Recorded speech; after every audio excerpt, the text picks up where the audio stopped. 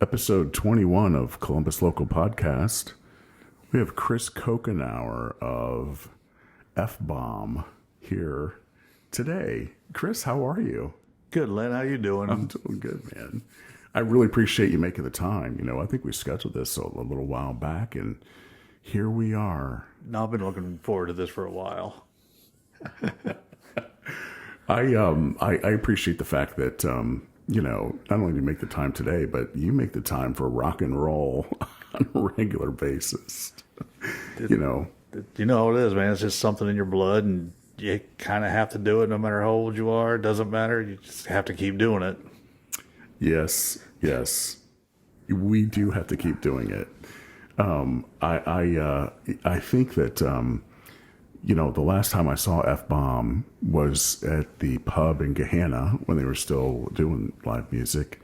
But I know you guys are still rocking hard. Yeah, that's when the pub was still doing bike nights, and probably one of the most fun things we do are bike nights. You know, we draw a lot of good biker groups and a lot of good crowd.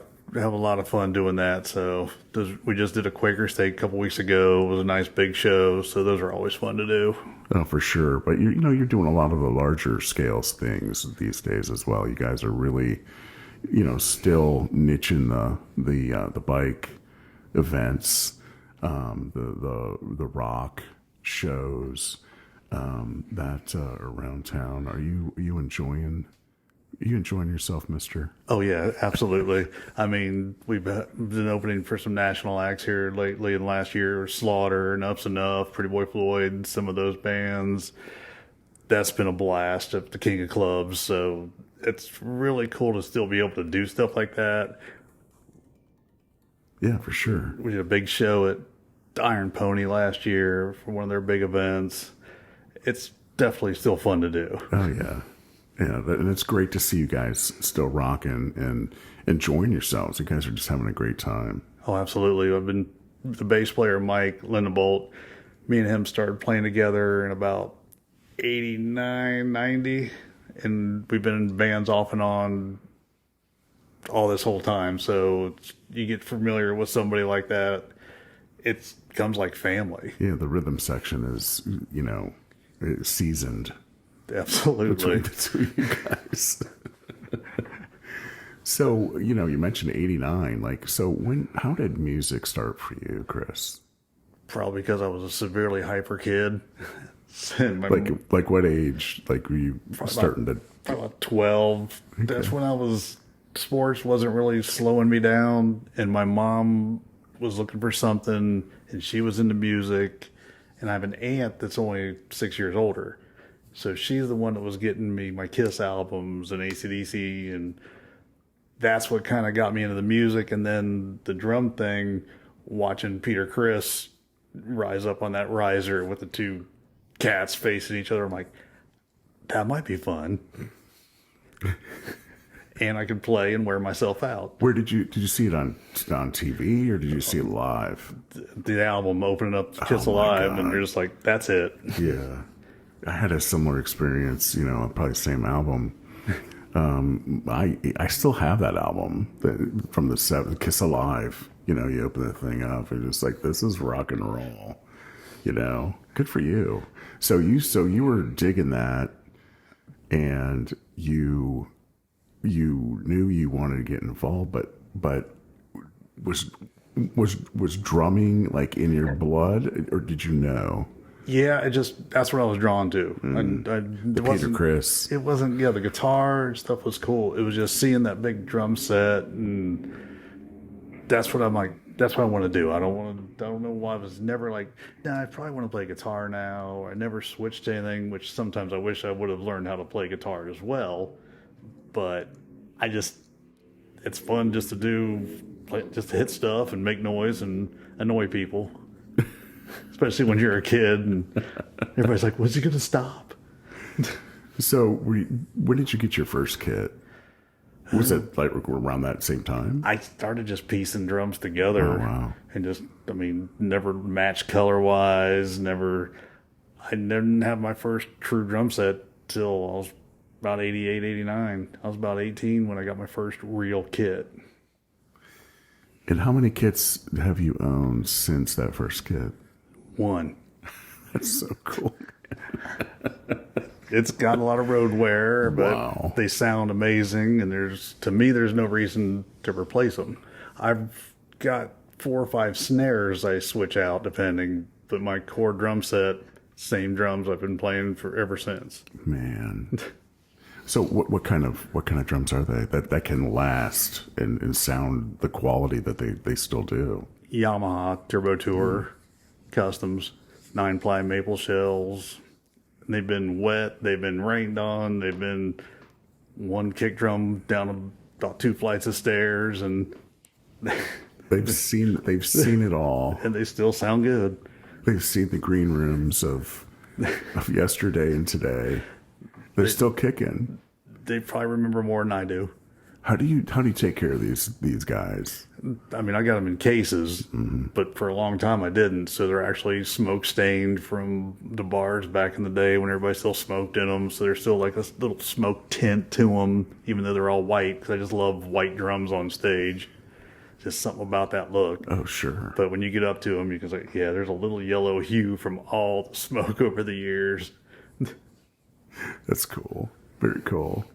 You know, Chris, I say this honestly, right? Like, you know, it's not too many times people will go out to see a drummer, you know, but I'll come out to see you, and I don't know what it is about you, your play, you just have that steady rock, you know, rhythm that just, you know, and the way you handle your sticks, you know, it's just straight up rock and roll, and it's fun to feel what's going on back there, you know. You know, F-Bomb is just a straight up rock band that I think you guys can go as long as you want, you know. You're doing your own original music. Yeah. And have you guys cut any albums? They cut one before I joined the band, and right now we're getting ready to start writing some more material, and we're going to start recording some new stuff here hopefully pretty soon. That's cool. Are you doing it at a private studio, or Yeah, they'll leveraging one of them? We're gonna go to a studio and record it. Cool. So that'll be kind of fun. I haven't done that in a little while. Like the last band I did, that was with the Dammits. So it'll be cool to start to do some recording again. And it's always cool to get the response from originals. Oh my gosh, yeah. There's something about that where you're going, they have no idea what that is, but we just got a huge response from the crowd. And you're like, that's the greatest feeling in the world. So, Oh, for sure. So in '89, you got this killer Yamaha kit, and you've hooked up with your bass player. and we started getting into a band with a friend of ours, Bob McDowell, who a lot of people know as Bob Dammit, who unfortunately passed away a couple years ago. But we just sat around thinking we need to get something together. And next thing you know, we're starting to sound good and start doing shows. And now we're playing, you know, opening for some bands at the Alrosa and Park Avenue and playing campus, and went through a couple iterations of it until we finally got Mark Christensen as a singer. And little Mark, he's been around for a long time in the Columbus music scene. He was the headlight man for the Newport for a long time. And we sort of developed a style in that late 80s, early 90s that was more, we were the only grunge band in Columbus because we were not pretty. So we were doing stuff no one else was doing, which helped kind of get us into our own little niche. And that really helped us a lot. And then a couple of the bands we opened for back then was like Riff Raff, was an AC/DC tribute band.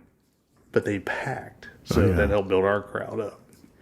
And I think one of our big things we always talk about, one of the coolest things ever, was Ricky Soga from Shock 2 stage diving when we played. We always thought that was the coolest thing in the world. Absolutely.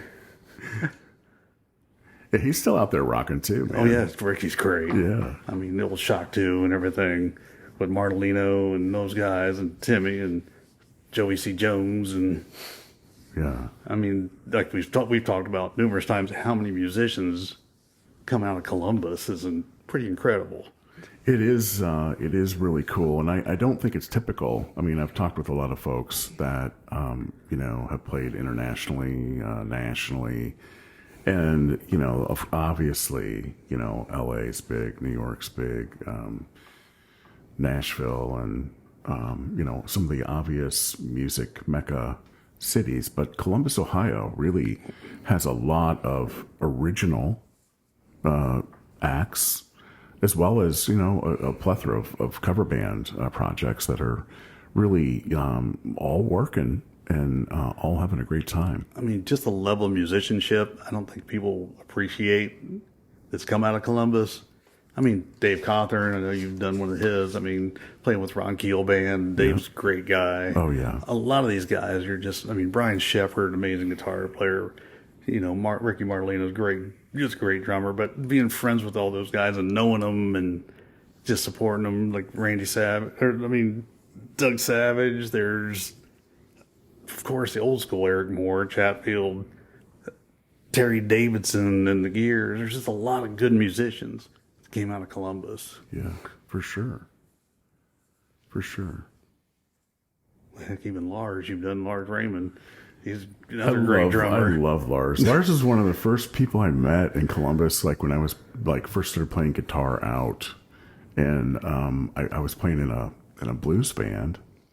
I was a lead guitar player, and it freaked me out because the singer, the band leader, said, "Third degree sideburns here, man." I'm like, "Third degree sideburn? Are you kidding me?" Like I heard of those guys, and that they were they were tearing up the scene of like day one, and sure enough, Lars and Tony and Bart were like sitting like right in front of us, kind of digging our stuff, and I was like, because I was like a newbie guitar player, and didn't ever dream that anyone would come see us, let alone a band like that. And so they hung out with us, and it was really cool. But yeah, Lars was one of the first people I met, and I really didn't know his background. But yeah, he's a really cool guy. I hadn't seen Lars in years, and I bumped into him about a month or so ago, and you're just like, that's the other thing about the Columbus music community. Felt like I saw him a few months ago. It's just like you don't realize it's been 10, 15 years since I saw whoever, and the same thing with Lars. Is like, dude, what's up? And pick it up, get a hug. Yeah, like you never, like nothing ever, just like, it's a strange brotherhood type thing, because it's something to where they know what you've gone through, you know what they've gone through. We all have that one thing in common. And it's just always cool when you think, remember when we did that gig with that band and you and this, and there's always these stories, and just like, okay, yeah, oh man, I can't remember when we played with Shock 2. That was like one of the greatest things, or we opened for the Gods. That's when we thought it's over. This is the greatest thing we've ever done. And first time Rick gave Dirty Annie, he gave us a first weekend at the Alrosa. That's cool. So was Dirty Annie, was that your first band? The first band that did anything. And what year were we talking with that? That was probably 89 through about 92, 93, right in through there. And you're playing in Alrosa Villa and Park Avenue, going out of town, playing all around Ohio. Because even, you might not have buses, but it's fun to pack a couple cars and just go play somewhere, and just hopefully you make enough money to get to the next place, and you can eat and stay in a hotel that you don't have to turn the lights out in, because you don't want, if you turn the lights out and bugs go scattering. And so, we can turn the lights out is a nice one.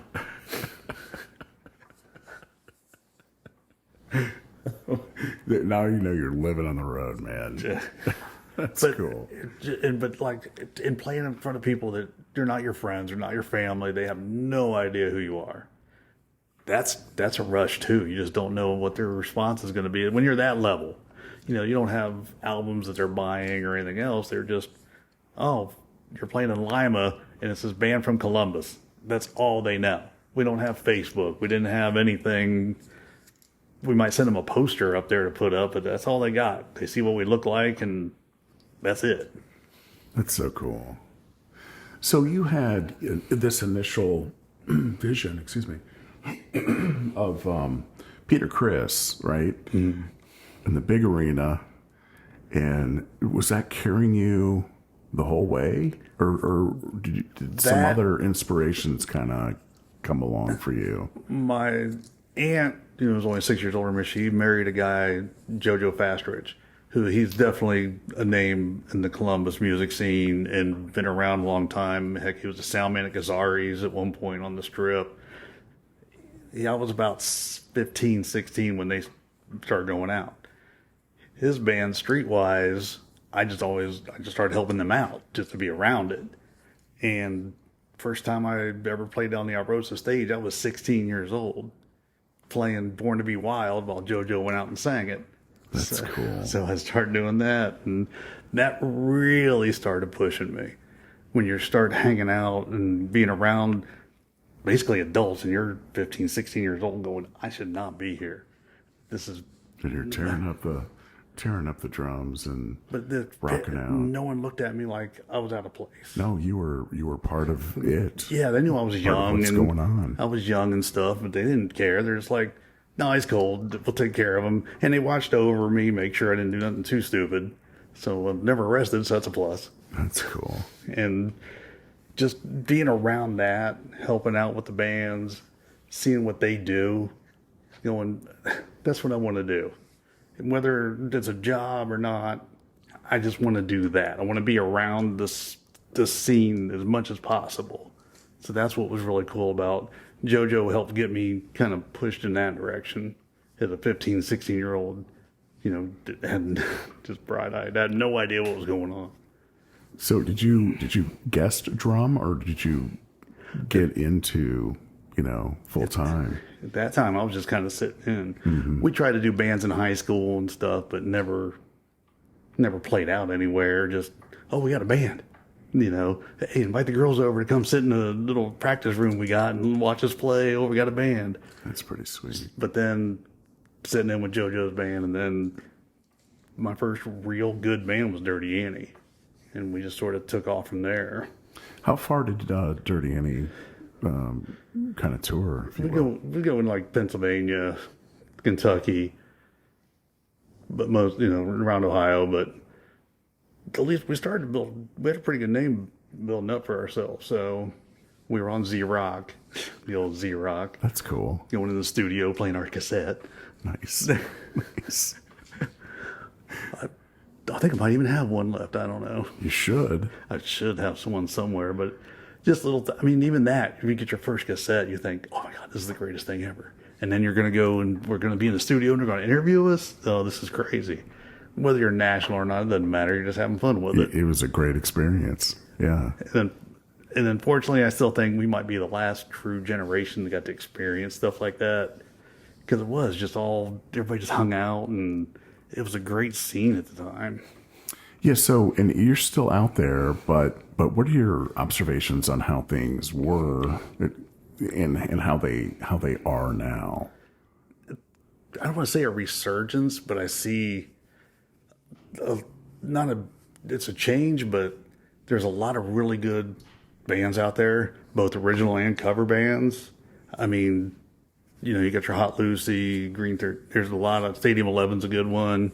There's a lot of good Toast is a good local band. Yep. There's a lot of good local bands out there right now. And there's also some really good original bands. And that's one of the things that they do at King of Clubs. They want you to showcase your originals, which that's kind of cool to have an opportunity to say, because sometimes it's hard to get into place if you're all originals. They're like, well, do you do any covers? We want you to play covers. So that's why we're lucky we do both. But it is kind of nice saying, we're going to do a 45-minute set. 40 minutes of it is us. We might do, we always like to end our set with Ring of Fire, the Social Distortion version. But other than that, we just like to pound it out. And it's cool to have an opportunity to do that. For sure. So I think the scene in Columbus is starting to picking back up pretty heavy right now. Yeah, and rock is alive in Columbus, which is kind of where I live. Like I love rock music. Yeah, that's my thing too. Your F-bomb band is, I think, pretty unique. You know, you guys have a a unique sound, 4-piece rock band. We're kind of a throwback to that 70s Yes. sort of just dirty rock and roll. We're not trying to impress anybody. I'm not going to sit there and do Neil Peart fills. I'm going to do my Phil Rudd Straight up meter from rock. AC/DC. That's another one of my favorite drummers. He's a meter, and we kind of look at it sometimes less is more. Sometimes all the song calls for is a steady 4/4. Yeah. And just a driving backbeat. That's all it needs.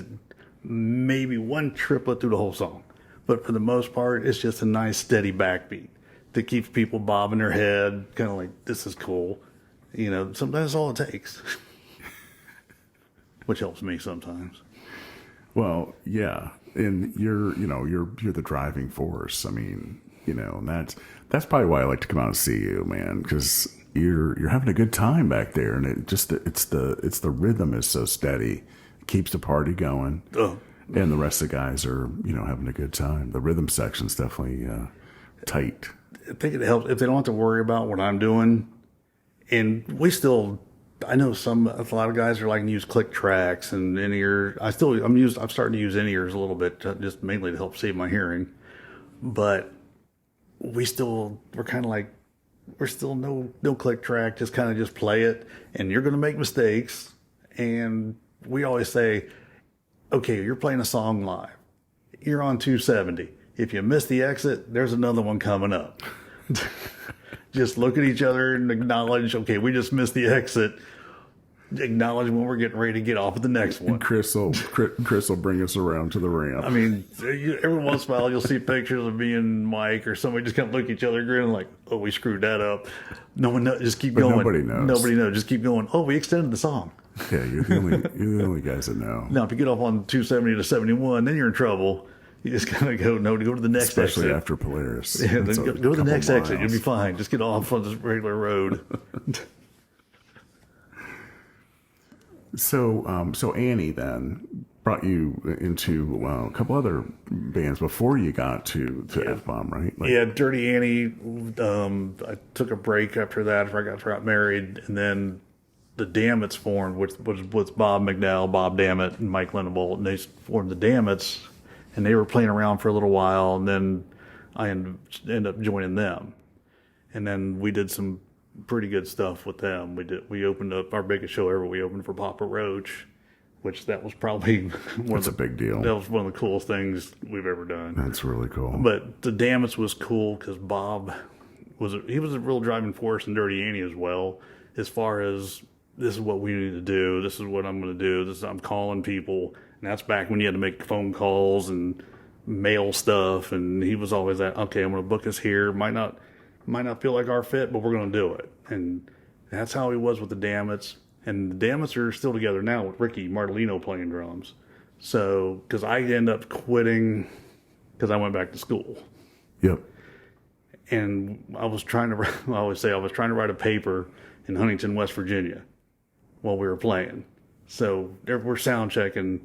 I'm set up and I'm over there trying to type a paper while everybody else is checking and waiting for them to call me up. And I'm still I'm like, this is not going to make it. I can't do this. Too much. So I'm like, well, it's about that time. And we were talking about it, but not necessarily. But then they needed to make a move. And that's when they got Ricky, who I can't say, if it was going to be, I'm glad guy. Ricky carries it. I don't know him very well. He's, but I have seen him out. And obviously, he's just a killer player. One of the more solid drummers you're ever going to see anywhere. Yeah. So it's always, and I help them out now. If they need help, I'll go with them out on the road and kind of help out and help cool drum tech for to Rick do or that. whatever, just because that's what we do. Right on. I've even got friends I've played with in bands we played with years ago. Jade, a lot of these bands that those guys still come out. Hey, you need help? It's always, you're never alone when you're playing. There's always people there to want to help. Then some people you trust.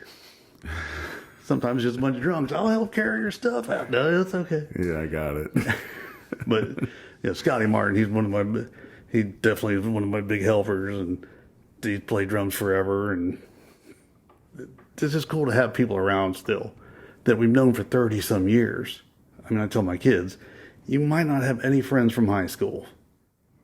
Whatever you go into, that's probably where your core friends are going to be. Yeah. And like I said, I mean, just running into Doug Savage after years, like, dude, what's going on? I mean, anybody from back then, it just always feels good. Because you remember in '89 when we were doing this? And that's some of the things we still remember. Some of the things we want to forget, but... So what are some of those things that you're willing to talk about, Chris? I think we talked about this before, but one of my favorite stories was my cousin Vinny moment when he was trying to find a place to sleep, and there was always something going on.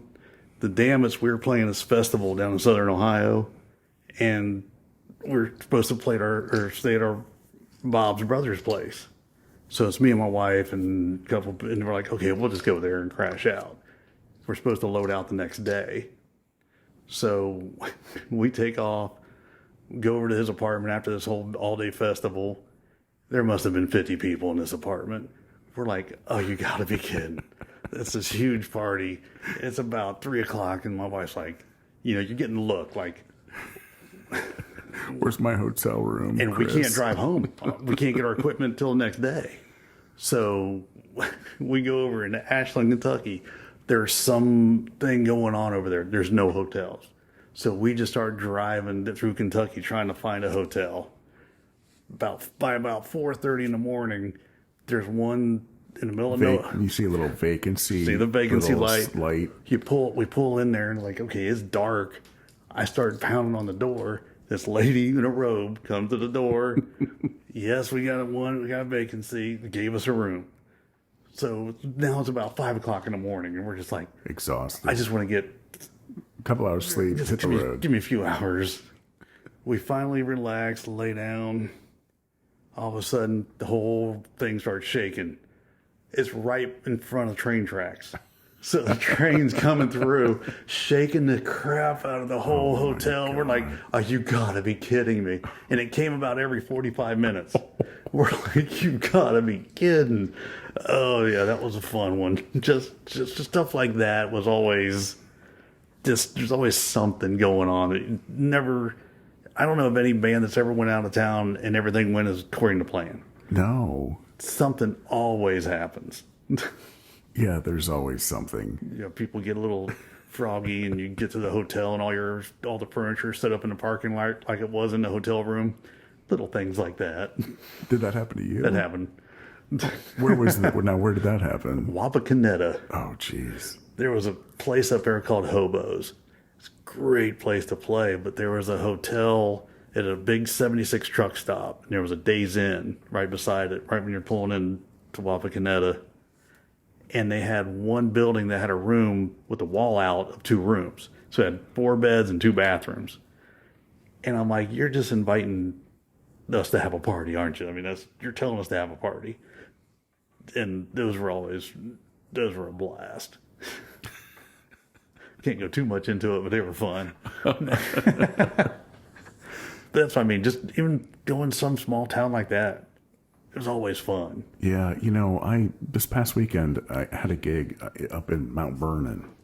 That's not a far drive, but when you start at 8:30 and play till midnight or so, you tear down. You're an hour away from home. We stayed in Mount Vernon. But it ends up being like a little weekend thing. That's what I say. Michael keeps getting heavier. The partying has not been as heavy as maybe my younger years. That's the key. And even then, wasn't very heavy for me. But I didn't do some of these things you're talking about. I didn't. A Rosa Villa, I know about it. I didn't have the personal experiences that a lot of people within Columbus music have had. Yeah, I'll always thank Rick for having us. I mean, that was the place. I mean, they said, you went to LA, people knew the Alrosa in the Midwest. They knew about the Alrosa. So that was always a cool thing to do. So when you get to play there, and I mean, I'll always remember first time we opened for the Gods. You're like, oh, it's the Gods. It's the Gods, man. It's a big deal. I mean, and then the first time I put my drums on the main riser, you're just like, it's just cool to do. It's very cool. It's just something about that. You're just like, I'm glad I got pictures of that, because back then, no one cared. You didn't have cell phones or anything. Every once in a while, people would have a camera, but a lot of times they didn't. That's one thing I don't think people appreciate, the ability to have pictures and video now, because there's some video of Dirty Annie out there, but not nearly as much as I wish there was. Just no one carried around a big old video camera to record us all the time. Yeah. So, Yeah. Well, now we have Facebook. Which does help. Age bracket, it does help. There's a lot of good stuff, and Instagram's good little platform. It sounds. TikTok seems to be the I like the overcoming. I can't. Did you ever do MySpace? Oh, dude, That was actually better for bands. It was great for bands. I had some recorded music out there, and I kept looking where I can insert myself or contribute as a guitar player, and I learned about some things for myself. It's funny, but I never really. I was a late start. I was old when I started to play. But I'm just thinking, I think we're close to 1,000 followers on Facebook now. So if you're not a follower, follow us. But And you're talking about the F-bomb. F-bomb. Yeah, so it's great because it's really cool to be able to use that to promote the band. And we're working on our website, finishing that up now and starting to get that out. So we're trying to, we might be old, but we still want to branch out a little bit. And sometimes in 45-minute sets are a lot better. Oh, for sure. The 3-hour shows start to get you at this age. Well, the age bracket. I think we're in the same age bracket. You might be a little younger than me. Mid-30s. You are younger than I am. Well, that's where I will. That's why I can't drink like I used to before I play. I'm like, it's water and Gatorade. I get dehydrated, cramp up. I'm like, somebody goes, oh, you guys, what do you get to your shows? I'm like, we always hope there's at least one nurse and a doctor available just in case. Man, You just never know. can't stop. No, you can't. Well, Can't stop. Well, that's what happened when I joined the F-bomb. I was looking, still wanting to get another band that was actually going to do some stuff. I was in some bands, some friends. We were doing some shows, but not really a whole lot. And I'm like, I got to get in a band that's playing. And the F-bomb was playing, and then they were making some switches, and they called, and I'm like, yeah, fits me. This is my style. This is what I want to do. We get together, start practicing. Our first show was St. Patrick's Day, 2020. COVID closes everything 2 days before. I remember this. So 2 days before our first show, they closed everything up. Yeah. So, we were practicing for about 6 months, getting ready to kind of debut the new F-bomb, I guess. And COVID hit. We kept practicing, and that summer we actually did some bike shows because the bikers like, we don't care. We're doing events. You guys want to play it? We're like, yeah. So we played it, and I played a lot during COVID. Various things.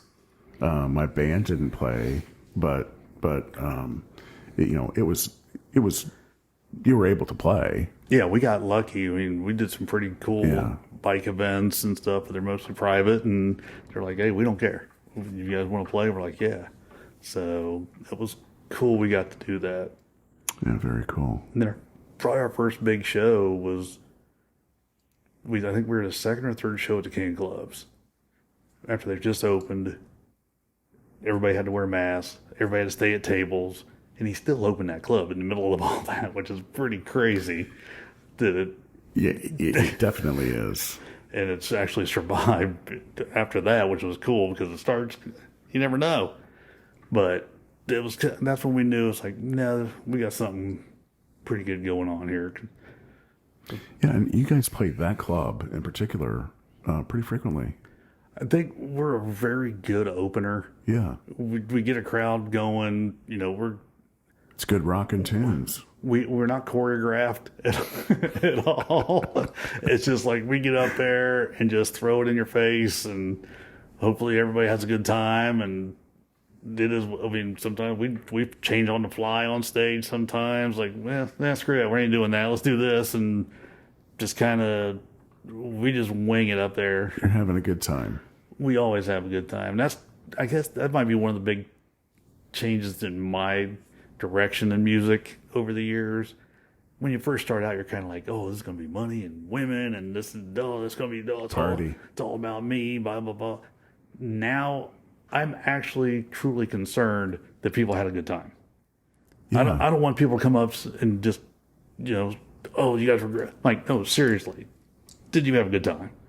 Did you don't have to tell me anything. Just, I want to make sure you guys had a good time. That's what I'm concerned about now. Like when my mom would come, my kids come to the shows now. That's kind of the cool part of it now, that they're there to help experience it. So that's one of the more fun parts of it, especially today.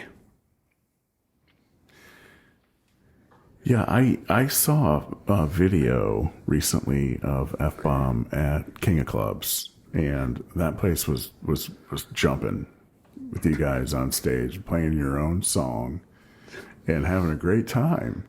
Everybody's having a great time. Oh yeah, you're supposed to enjoy it now. Why not? Yeah, I mean, but I don't think there was any question that they were having a good. Everybody was having a good time. Yeah, man.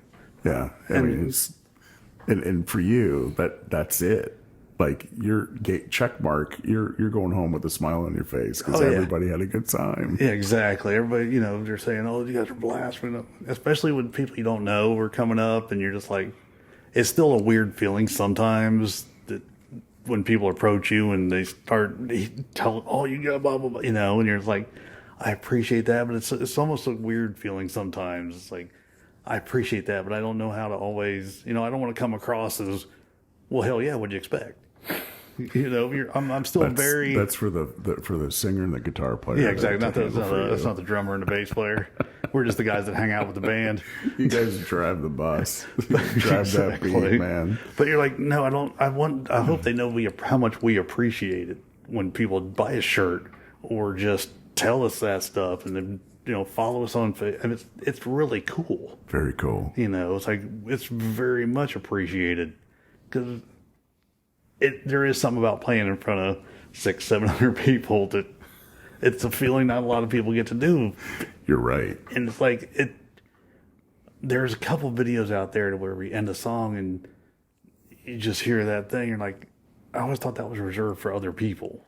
And then you hear that roar. You're like, oh, that's just cool. That's for you, man. That's for you and your three bandmates. That's just the coolest. Four banging it's down the on coolest the stage. feeling in the world.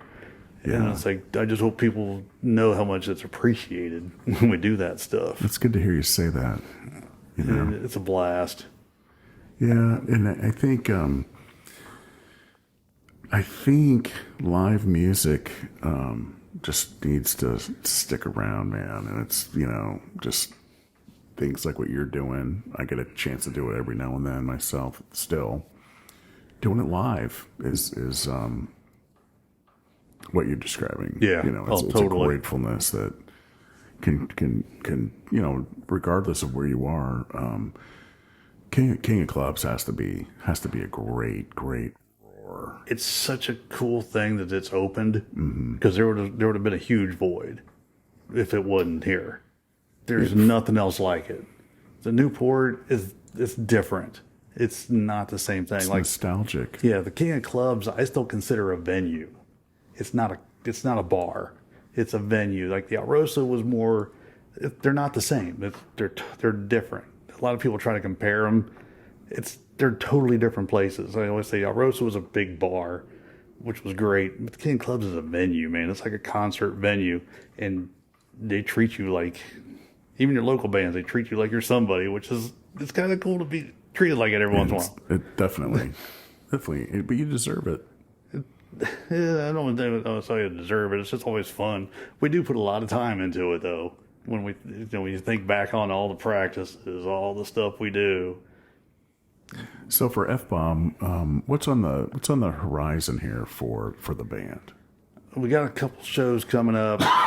Excuse me. Here later in a couple months, but we're gonna get these few songs down and get in the studio and record those and put those out. Because when we get the website up, we want to make sure you can go and hear some new stuff and hear the old stuff and get a good idea. So, maybe venture out a little bit more.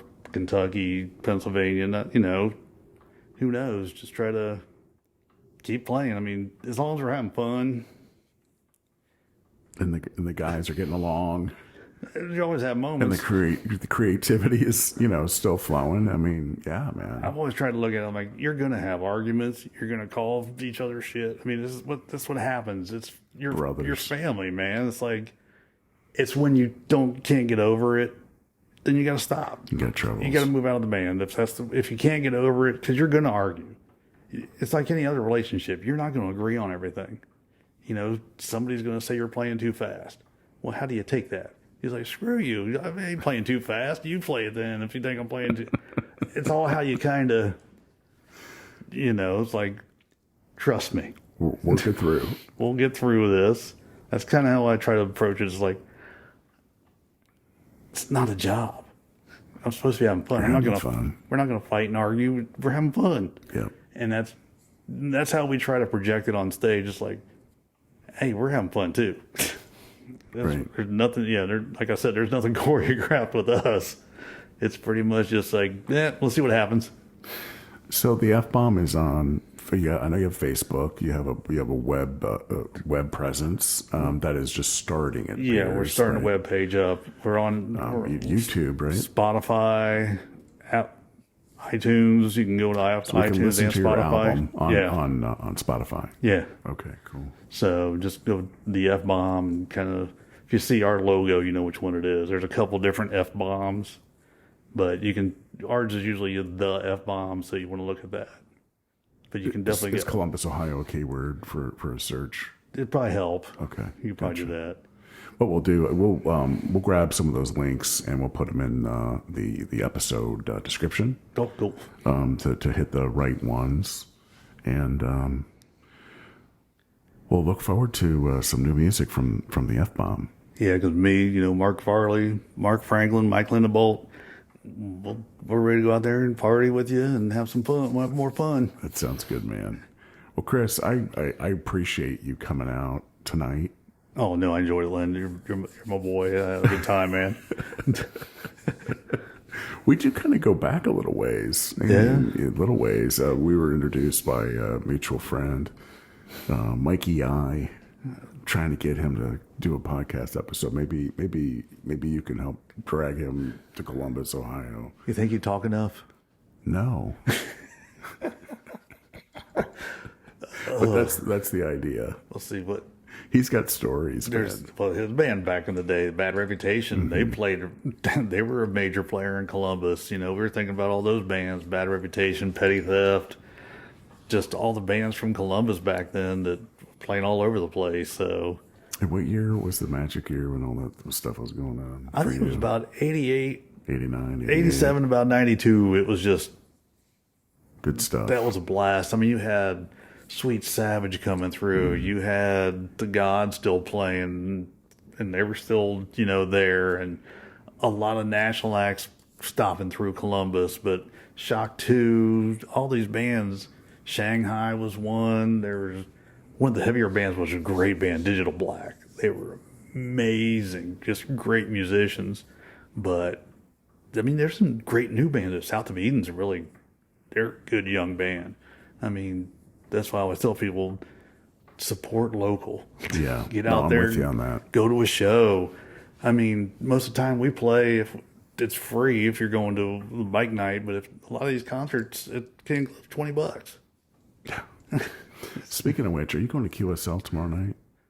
Quaker Steak? Possibly. Okay. I got to see what's going on. All right, well, I'm going to text you because I'm planning to go if I don't get caught up in work. Distorted Silence. Ricochella and their drummer, Jason Oh, And Dan, guitar player, LaVerse, he's killer guy. And I don't know who's on bass these days, but let's go see those guys, man. Let's go have a good time. yeah. If we're not practicing tomorrow, I might swing up through there. That'd be cool. Yep, I'm gonna text you. I'll probably respond. Now that it's on this, oh crap. Hey, there's no guarantee I won't get sucked into work. I mean, it happens. It happens too often. I get to miss out on something because of obligations with the work. I've had my laptop with me at shows just in case. We were playing out at Shakers on one of their bike nights about a month ago, and I had my laptop because I had some issues going on. And it's like, okay, as soon as we take our break, I gotta go get on my laptop to see what's going on at work. That's another cool bar. They got a really nice bike night out there at Shakers. Shakers is really advancing themselves into some good stuff for sure. Spencer's done a hell of a job remodeling that place, and the food is killer. Yeah, their wings are ridiculous. Yeah. That's what I mean. I'll support all these places that support live music. You spread it out. Get out there and just go see a band this weekend. That's good advice, Chris. Well, hey, man, thank you so much. We're going to need to wrap up episode 20. I can't believe episode 21 with Chris Cochenour of the F-Bomb here in Columbus, Ohio. We really appreciate it, Chris. Thank you so much. Hey, no problem, Len. Anytime, bud. All right. Well, thanks for listening, everyone, and we'll talk to you later. Bye-bye.